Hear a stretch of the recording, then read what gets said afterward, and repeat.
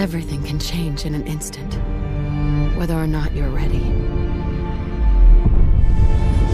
This wasn't the world I wanted, but it was the one I found myself in. This time I'm ready. Because I know war. War never changes. I have a question. The only question that matters. Would you risk your life for your fellow man, even if that man is a synth? Beneath the Commonwealth, there is a cancer, known as the Institute. A malignant growth that needs to be cut before it infects the surface. They're the real enemy. Not the Raiders. Not the super mutants. Not even those tools over in Diamond City. Don't shoot! I swear I'm not a synth. For God's sakes, we're family! This is ridiculous. I want the truth, McDonough.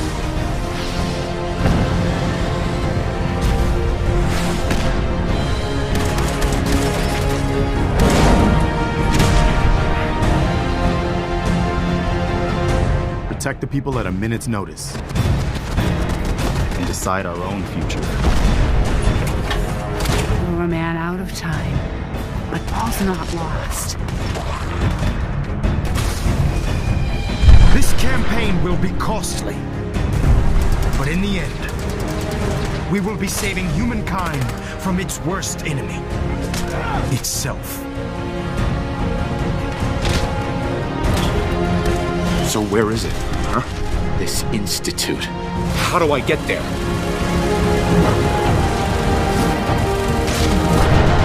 Haven't you been paying attention? You don't find the institute.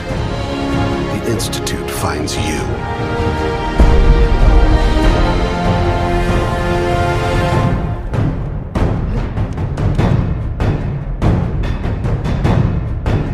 Let's go, boy.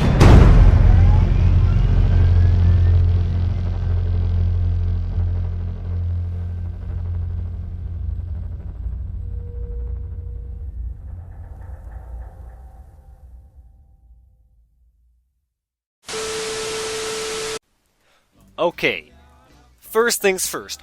Holy shit. The hype is real for Fallout 4. Holy shit. I have never felt this giddy for a bunch of ones and zeros since the last Fallout release, pretty much. But this launch trailer has so much awesomeness. It's crazy new guns, new factions, new enemies, of course, power armor, pirate ghouls, come on, who doesn't want that? And even baseball fanatics. Come on, it has everything. Everybody, come on, bring the whole family. Let's all get together and play this game together. It's a family event. But for not having any leaked footage of this game, this trailer sure does tell us a lot about it. Alright, let's start off with the voice protagonists. I am freaking out about that. It's just crazy. But a lot of people are on the fence about the voices and how most people like to voice their own characters in their own way. But I myself, I am excited to see if Bethesda can pull off this big step in the Fallout universe. For both the female and the male protagonist, there are over 110,000 lines of dialogue, according to the devs. Think about that. 110,000 lines. They shouldn't take the bunny slope the first try they went all out. Like, you don't go all out the first time. You gotta take baby steps. You can't just do that. But what they did for this game, it's crazy. They got perfect voice actors. Like, the voice actors are Courtney Taylor and Brian T. Delaney. These two actors have the most mind-boggling resumes when it comes to video game voice acting. Delaney alone has voiced over 26 well-known video characters, ranging from Wreck-It Ralph and like Disney Infinity 3.0 and all that stuff, to the Shaw of Pride in World of Warcraft. That's crazy. That's a pretty broad area of expertise. But Taylor, she is not a slouch herself. She has voiced over 76 characters in her career, ranging from characters in Disney Infinity, such as Art Delaney, and voicing Gloria Van Graff in the Fallout New Vegas. So, it may be a catch-15 when it comes to voice acting and voicing the sole survivor of Vault 111, but these two actors, they can get it done. They're probably the best choice Bethesda could have made for a voice actor. Like, come on. They could have picked me, but I have a tight schedule. You know, I'm going to the Emmys. I got all that stuff going on, so I would have done it, but I'm busy. Alright, next, let's talk about the factions the sole survivor can side with. And by the looks of this trailer, we have an abundance of choices. So let's start off with the ones that we already know, such as the glorified Brotherhood of Steel, the Raiders, the Super Mutants, and the Institute. The Brotherhood of Steel, if you are a Fallout fan, you should already know the gist of this, but for those of you who have been living under a rock your whole life, here's a quick rundown. The Brotherhood of Steel is a quasi-religious technological organization operating across the ruins of post-war North America. And if you don't understand what I just said there, they search for technology and things that go pew! Okay, now, the Raiders and the Super Mutants. Have we seen those guys before? Of course we've seen those guys before. The Raiders and the Super Mutants, they're not too much. There's not too much to say about them. They're savages, they like to kill things, they have no regard for anybody but themselves, and they take what they want. And in this game, they don't seem like the biggest threat out in the wasteland, because, well, we already know we have Deathclaws. But the biggest threat that this trailer shows is the Institute. Let's talk about the Institute. We do not know anything about them. We know something. Not nothing. We know some things from our encounter with Mr. Zimmer and from scenes in the new trailers, such as you see those synths just walking around and how the people at Diamond City, they're freaking out about that guy being a synth. So they're clearly doing something wrong or right. It depends on what they want to do. But in the scene with Mr. Zimmer, we can assume that they are an advanced organization that has technology way beyond anybody, even before the Great War, beyond anybody, that can create advanced cyborgs that look and act exactly like humans. For example, our friend Harkness in good old Rivet City. Come on, who doesn't miss Harkness? He was such an asshole. God damn it. Well, with the Institute will also come the Railroad. Yes, you know, that Victoria chick who said, hey, if you want to help me out, you can be a good guy instead of helping out Zimmer, and I'll give you, like, a token or something. But we have the Railroad, a group of ex-slaves in Fallout New Vegas. They were the abolitionists. I don't know how to say the word, but in Fallout 3, it was a bunch of escaped slaves that were working to protect escaped android slaves. But in Fallout 4, I'm pretty sure they're not just escaped slaves. They seem more organized, and they actually have a structure, not just, oh, hey, we got 5 slaves here. Let's go do something good because we got trapped by people in Paradise Falls. So let's go help somebody out. But no, in this game, they seem well organized. They seem like an underground organization, so they don't seem like they're trying to get much attention. Like they're not like canvassing, hey, support the railroad. Yeah, no, we're not going to do that. But we don't know a whole lot about them other than they're siding with the Siths. So that's kind of the gist of what they do. But with this trailer, it also brings to light the other small faction that we will see. We have the Railroad faction, of course. We have the people who are against the Railroad faction, of course. That big guy in the cool leather coat. God, he's cool. We have a bunch of ghoul pirates, which is awesome. I want to be a pirate. And we have the Commonwealth Minutemen, which we already know about, but I just thought I'd include them because they are a faction. And we have the so-called Tools in Diamond City.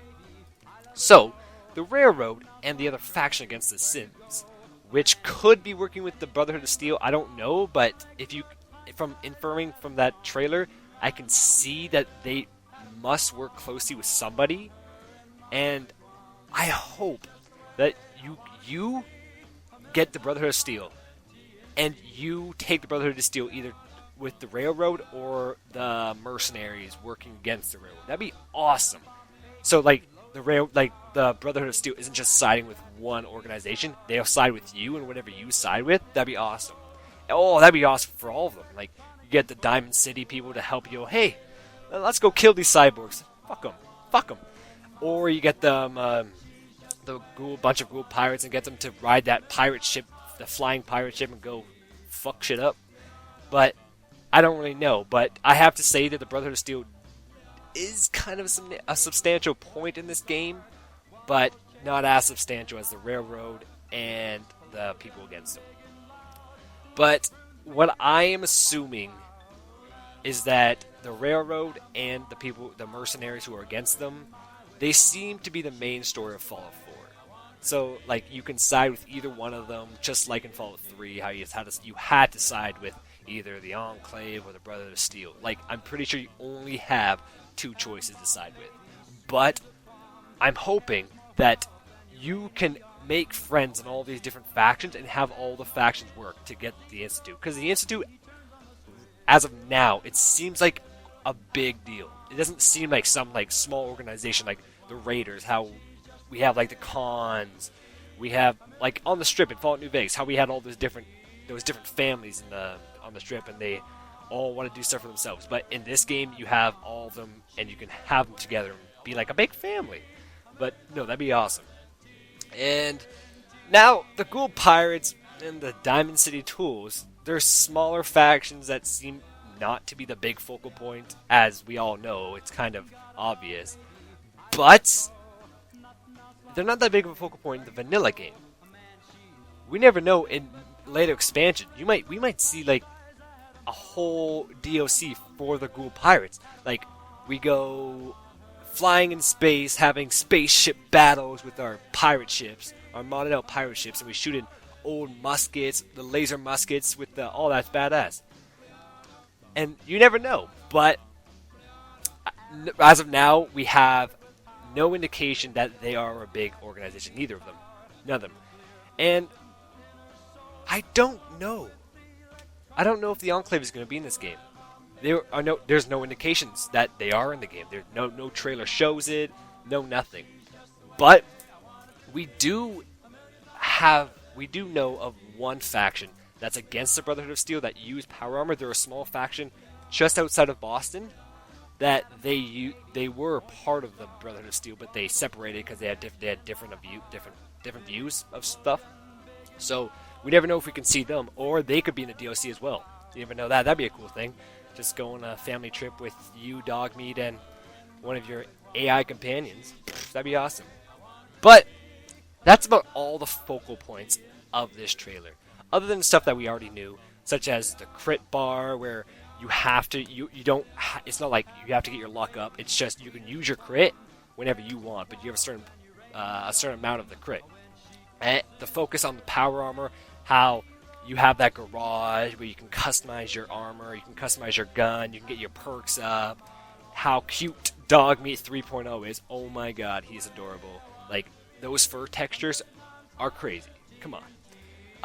The customized bachelor pads, how you can customize your own building. You can have it wherever you want. You can defend it against super mutants, put turrets, get your own settlement going. How cool is that? That's pretty awesome. And the weapons that we already know, such as the laser musket, laser rifles, laser pistols. That sniper, though. We don't know about that sniper, though. That sniper is crazy. The first thing I'm going to do is find that sniper. I'm not even going to do the mission. I'm just going to find that sniper. But if you are as excited as I am and have nothing else to do, please like this video, subscribe to my channel, and if you know anything else, please leave a comment. I am down to hear whatever you guys like to say. But this is all the time I have. This is Frenchie saying goodbye, fellow Vault Dwellers. It's all over, but the cry,